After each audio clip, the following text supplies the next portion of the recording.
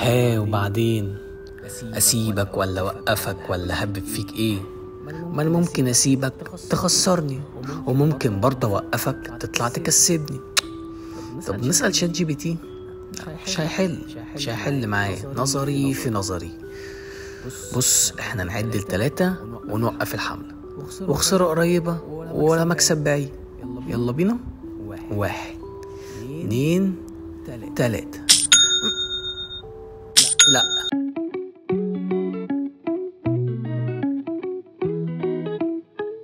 اهلا بيكم في فيديو جديد.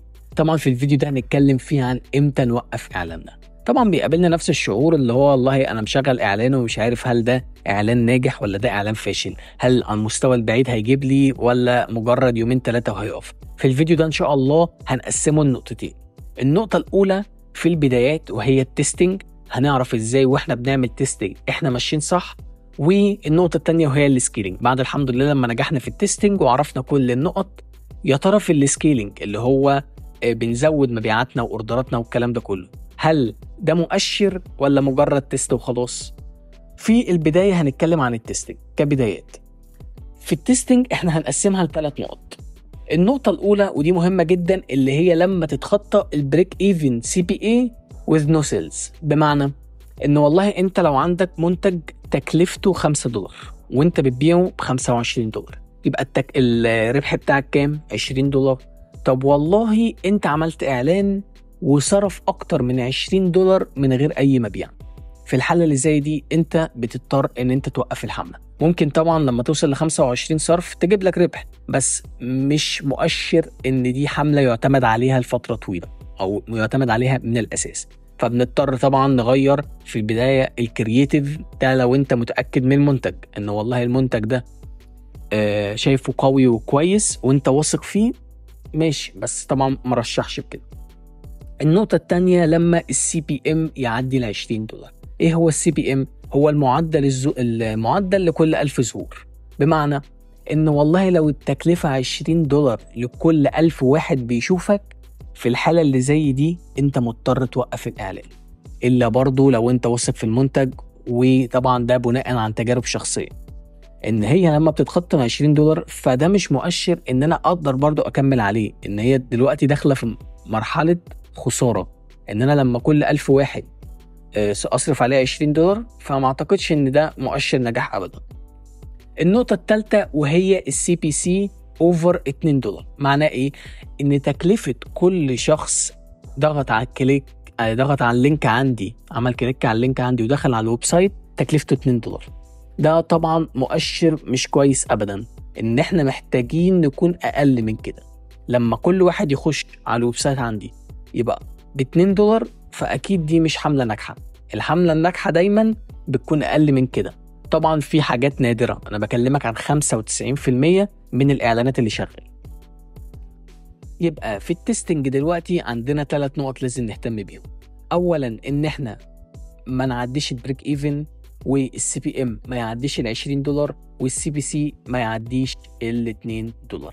ال3 دولت لازم يكونوا موجودين، بحيث ان انت لو وصلت لهم فانت اكيد في مؤشر غلط لازم تحسن منه. زي ايه؟ زي ان انت تعدل الكرييتيف، تحط فيديو تاني، زي ان انت تعدل الويب سايت، ممكن الناس بتخش ومش بتتفاعل، ممكن ان انت تغير المنتج من الاساس لو دي النتائج بتاعته، يبقى ده مش منتج ناجح.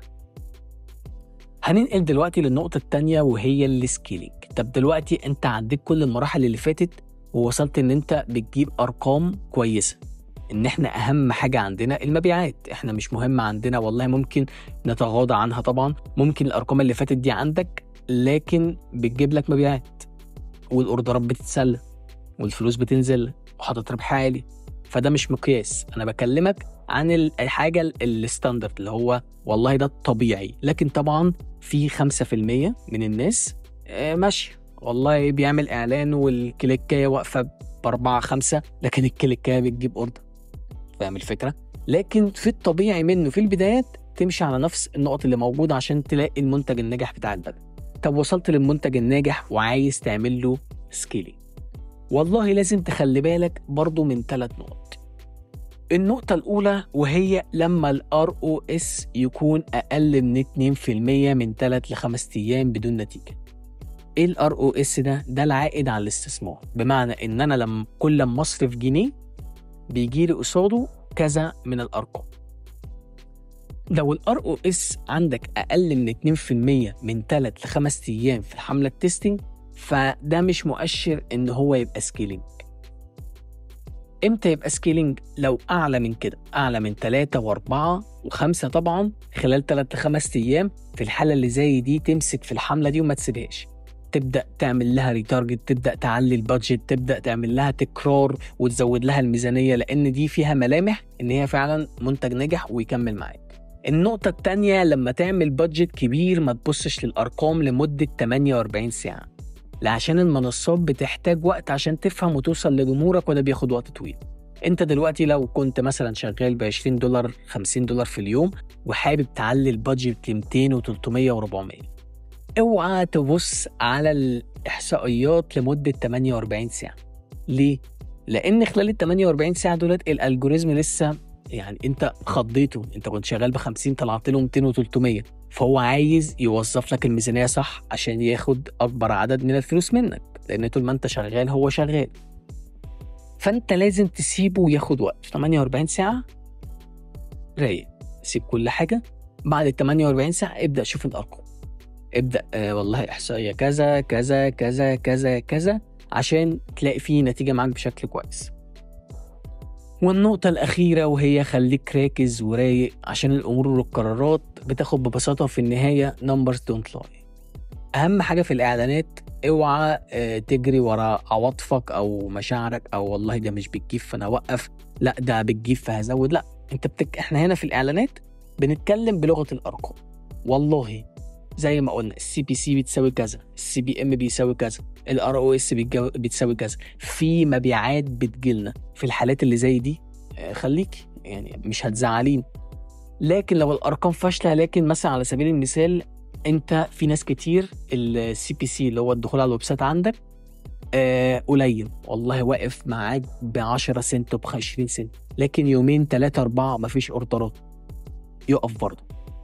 لان زي ما قلت احنا في الدروب شيبينج احنا بنتكلم بمبيعات، لازم الارقام تكون صح بتساوي المبيعات تكون صح.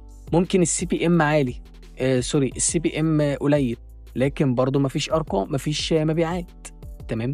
فلازم كل الحاجات دي تتساوى، وتبص للنقطه دي، تبدا تعدل في الكرييتيف، تبدا تعدل في اللاندنج بيج، تبدا تعدل في كل النقط دي لحد ما توصل للكرييتيف بتاعك والويننج بتاعك.